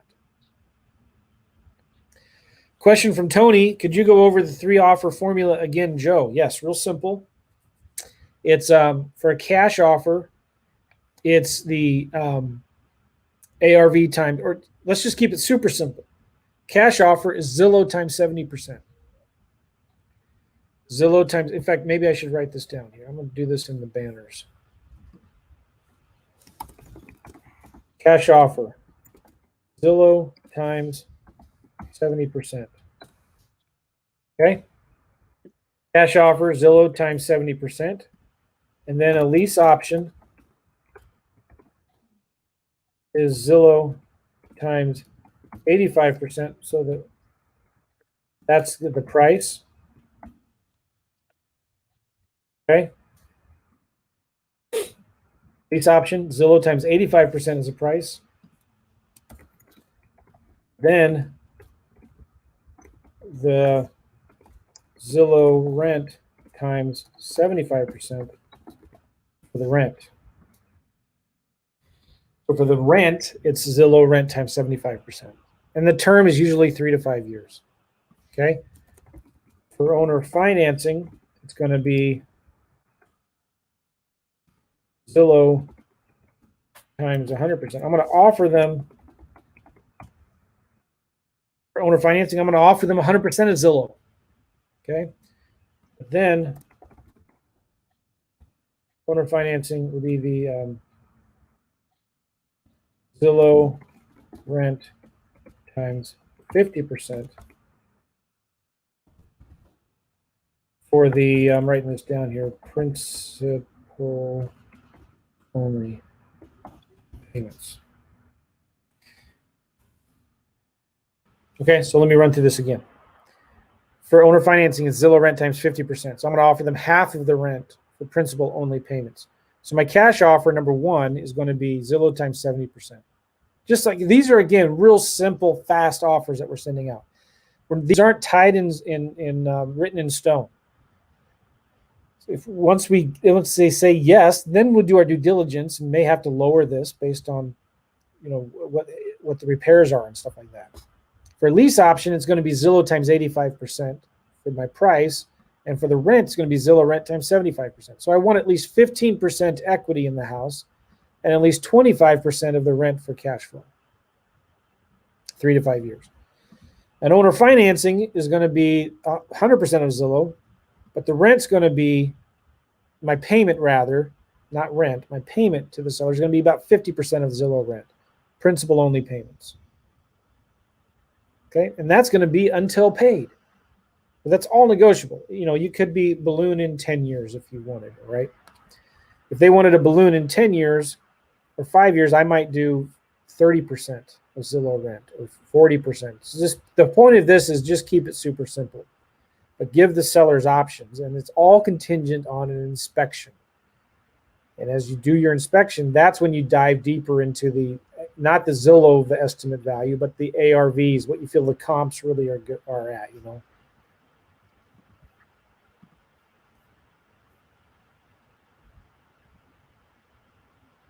This calculation follows the offer calculation spreadsheet, right? Yes, Alton. Yeah, it's real similar. If you have any of my spreadsheets from any of my courses, that kind of, it's the same thing. On a cash deal, when you email blast cash buyers asking for their best and final offer, after you accept an offer, do you email them all back and tell them the amount of that offer you accepted? Gavin, why don't you talk about your philosophy here a little bit? For me, when I sell the deal to the first cash buyer who gives me a serious offer. But what do you do? Do you farm, or what's the phrase? We don't bid it out. We don't blast them. We don't blast deals out. We do a couple of different things. Sometimes we have organized like who buys where, which buyers. So we kind of have our go-to buyers where if it comes in an area, we know that these certain buyers are going to buy it. And we normally opt in for that if we need to close it fast. Or if we have time and we know that it's in a good area, then we're going to chop it through multiple people and try and get them into kind of a bidding war. But we hold that in the right way. We just try to tell them final and best, and then we take the biggest offer. So it all comes down to time. If we have the time, it's in a good area. We already know if it's a good deal and how much traction it's going to get. So the more traction that it's going to get, it's going to be final and best, and we're going to try and bid up as high as we can. Or if we know, like, all right, we should make 10,000, let's just take it and get it closed as fast as we can, then we'll go with the most reliable buyer that can kind of just write a check. Melissa said, yeah, no, we don't do bid wars. We accept an offer with a buyer. We close with that buyer. Reputation is paramount. Very, very good. I mean, we only do that if we position that up front. Yeah. So we just did one. We got, more money. But everyone knows the deal. So as long as you position, that's what's happening, right? There's nothing worse than getting into a bid. If you say final and best, and then you try and bid them up, because now they're going to get upset. But if you just say, we have multiple people interested, right? So we'll let you know back and forth who's going to pay the most, and then we'll get them into a bidding war, but they know what's going on. Yeah, Melissa said, we just bid up a property $8K. We made an extra $8,000 because I positioned it that way up front. Yeah. Very good. And some aren't worth doing that. It's only because of the location, and it's a good house in a good area, so we're able to do that. Otherwise, it's just you're not going to be able to get it bid up. Yep. D has a good question here. What's your opinion of the Cleveland, Ohio market? You want to answer that, Gavin? And then I will. Yeah, so Cleveland is, obviously it's a very active market for Ohio. And I would look at the states, sorry, not the states, the counties probably around Cleveland, unless you're set up with somebody that you're going in there virtual or you live there. So if you're going to be right in that county of Cleveland, you just need to know what to expect, which is obviously competition, which I'm fine about competition, but you as a new investor need to understand what it's going to take to get deals done. If you go outside of the counties, you're going to do deals faster by doing that. But I do like the market. I'm not going to lie. It's nothing like a Phoenix or a New York or anything like that. But you have got to be about the process. We've talked a lot about marketing to get leads in, and we have talked about follow-up. But the whole process is the important thing to get deals done, especially in a competitive market. Yeah, let me just share my screen with you guys. Oh, I did it again. There you go. Let's look at Ohio real quick. This is, again, worldpopulationreview.com. I think Cleveland is Cuyahoga County or something like that, right? You can see the population density. It's a very populous county. Look at the population growth, the number that's right here when I highlight it over. It's down 3.9%. Okay, but look at this. Medina County is up 4.6. This county, Lorain, is up 3.03. This one is down, Summit County. Okay, but what I'm looking at is, what are those counties outside, 1 or 2 counties away? All right, what about, let's look at one here. Like this one, Portage County, still has over 100,000 people, growth 0.65%. How about Wayne County? 115,000 people, still growing. Now, it doesn't have to be a positive number, but what about Erie County? Well, I don't know, maybe not. But I'm looking for Stark County. A lot of people still, Mahoning County. These are like, there's not as much competition, but still a lot of people out here. If you scroll up too, you can also go to population growth rate. So I guess red is good and blue is bad, right? So here, this is Cuyahoga County. This county is growing. This one's growing. This one is growing. This one's, growing. So look at some of these counties here. Licking County, maybe that's a good county to look at. Probably these counties that are really shrinking may not be good counties to go into. But if you're in Cleveland, Ohio, look at some of these oranges and yellows are outside of there. Less competition. There's still investors that are buying homes there that you can wholesale. Yeah, I will tell people as well that going outside the counties doesn't always work in every market. Like for Alabama, for instance, like it goes rural too fast, so it doesn't work. I just know Cleveland because I've done some stuff there, and I know them counties are still populated enough for that to work, just like Charleston or Phoenix, like surrounding ones, they're all going to work. But if you go to like Mississippi, Jackson, Mississippi, when you go one county over, it's just land. There's nothing there. So you have to look at them colors. Like when you start with a real dark red, and then when the red goes like just a normal red, like our names are in, that's probably like a good color to kind of be in. Let me show you. I just picked a new county in Texas to market to for land. Let me show you what I did for land. I went to landwatch.com. And I just wanted to find a good county that people are going to go to like this in Texas to go camping, to go hunting, ride their four-wheelers, get off the grid, a place that if they're a prepper or survivalist to go hide their guns when the government comes to the socialist communists come to take over everything, right? So you can go to Texas like this, Landwatch. And I am looking for the cheaper properties. So I'm going to say, homes are vacant lots that are priced under $100,000. All right. And that's the filters applying there. And I'm also I only want properties that are between 5 acres and 50 acres, 5 to 50 acres. And then look at this. You can see the most popular regions. These are listings, or the Piney Woods North region, the Trans-Pecos region, but that's desert, right?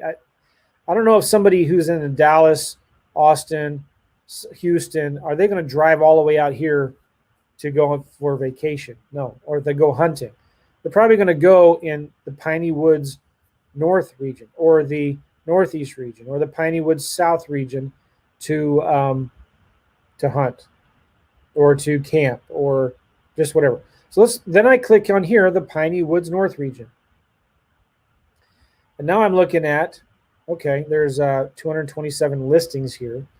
Henderson County has the most. Harrison County has the second most. Shelby, Nacogdoches, or whatever.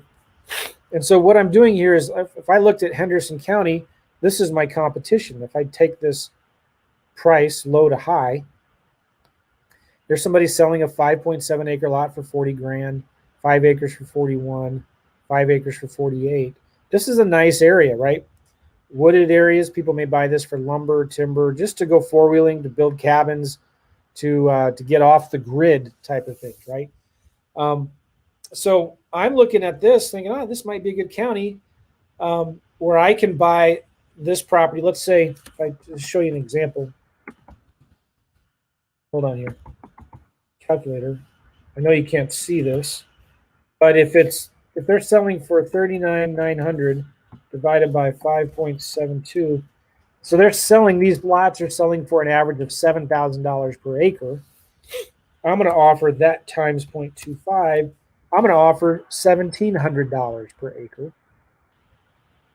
So they're selling right now for $7,000 an acre. I'm going to offer $1,700 per acre. So if I find a 7-acre lot, I'm going to take $1,700 times 7. I'm going to offer $12,000 for that 7-acre lot, and I'm going to turn around and sell it for $30,000. So when I sell that vacant lot out here in Henderson County, when that buyer comes here and sorts it from low to high, they're going to see my 7-acre lot cheaper than everybody else's. They're going to buy mine. I'm going to make an $18,000 profit on that vacant lot. Now we're seeing on average about 1 out of every 25 offers accepted for our vacant land. And we're making offers at 25 cents on the dollar. If I wanted to, I could sell with owner financing, like this guy here. This guy is selling this vacant lot for $41,000, $872 a month. That's pretty high. I'd probably be more like $300 or $400 a month. Okay. Yeah. Sorry, I was on mute. That's it. Go good. Are you familiar with call tools? Yes, we've used it before. Alton, we like Mojo sells. They both work. We just are most familiar with Mojo sells. And this is important. We were talking about buyers a minute ago. Melissa says, my buyers come to me first because they know I treat them right. I do it right. Yeah. Relationships. Good. So yeah, it is all about relationships. Good question from Aaron. What's the best situation for an offer for owner-seller finance? There's a lot of sellers out there that want to sell but don't have to. And especially if they're older, and if they sell their house, they're going to have to pay a lot of taxes, capital gains taxes. And so if you offer them owner financing, they don't get all their cash now up front. And plus, what are they going to do with it, right? It's going to sit in a CD or money market account or something like that and give them 1 or 2%. And if they sell it for cash, or if they sell it through the MLS, they're going to have to pay commissions. They're going to have to fix it up. They're going to have to put a lot of money into it, and they're only going to walk away with 85 to 90% of what the original list price was. I'll give them 100% of the list price, and they don't have to do anything to it. I'll take it as is, and they don't have to pay the property. They don't have to worry about taxes or insurance anymore, and I'll buy their house. And they can be the bank instead of being the landlord. They can be the bank. Nobody calls the bank and asks them for repairs or to fix things. You understand the difference? Yeah. So let me just give you guys one more time here. We only have a few more minutes. If you are interested in working with me and Gavin, we're going to get your system set up. We're going to help you come up with a marketing plan. We're going to help you find the sellers to pull, the lists to pull. We're going to help you skip trace them. We're going to help you set up the systems to market to them, find the VAs that will do the marketing for you. And so if you're interested in get some coaching and help and get accountability, go to reinetwork.com/systems. reinetwork.com/systems. We got a few more questions here. Chris says, if you're thinking about it, just do it. It really works, and I love it. Gavin and Joe are great. Thank you, Chris. Appreciate it. Thank you, Chris. I wish you could see the questions, Gavin. I should have thought of this beforehand, but yeah. So I'm trying on social media. That's kind of why I'm looking down, but it's too hard to communicate that over to you. So,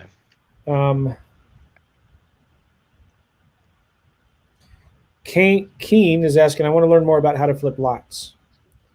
A good place to start. There's a lot of good podcasts out there. I'd recommend you check them out. if you go to my podcast, Real Estate Investing Mastery, I did a podcast with. Let me share my screen again here. I'm just going to show you. You go to realestateinvestingmastery.com and you do a search for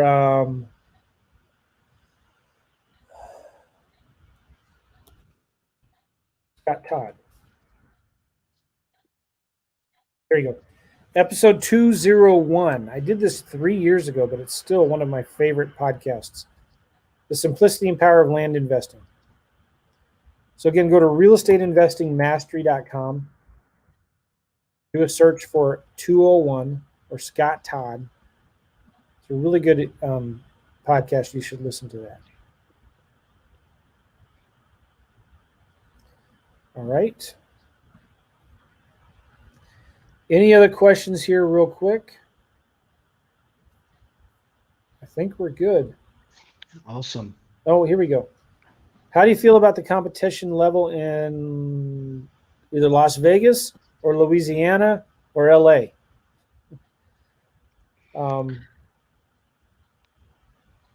Good question.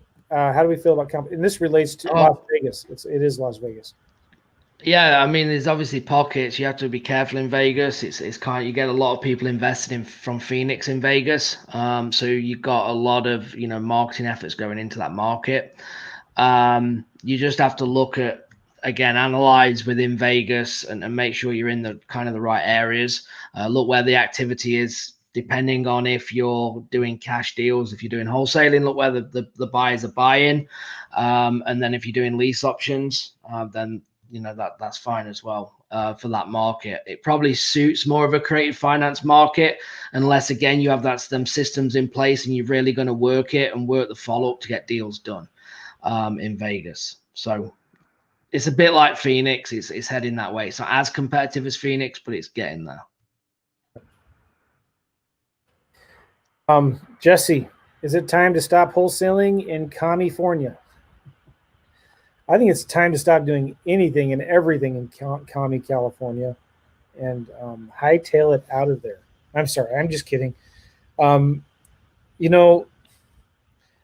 used to live in California. I was born there, raised there. I've lived in San Diego, LA, San Francisco, and Bakersfield. I love California. My family's still there, but I would never want to live there. It's a crazy market. It's a crazy state.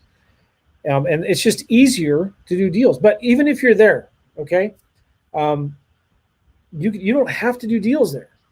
Like you have the entire United States open to your backyard. I would probably encourage you to look outside of California into other states. That's what I would do. Okay. One more question here from Teresa. What if the property needs repairs? How does that parlay into all your offers, especially the assignment offer? All right. So for property needs repairs, when I'm first making my initial offer, if I can tell from the pictures it needs cosmetic work, paint, carpet, I'll do $10 a square foot for repairs. Okay.